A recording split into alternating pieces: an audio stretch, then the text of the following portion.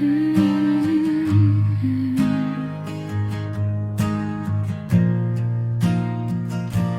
นออกเดินทางไปดูทะเล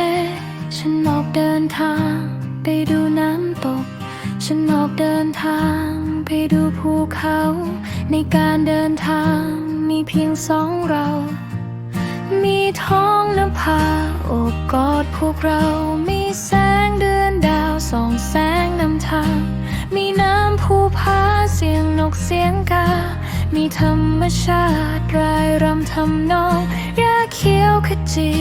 ฝนตกพรำพรำมีแสงแดดจางผ่านหมอกรำไรมีฉันข้างเธอมีเธอข้างฉันผสุนทรากลางป่าพงไผ่หนาวร้อนฝนตกใบไม้ร่วงหล่นผีเสื้อออกบินตามกาลเวลาตะวันตกดินยังมีแสงดาวในคืนมืดมิดไม่นานก็เช้า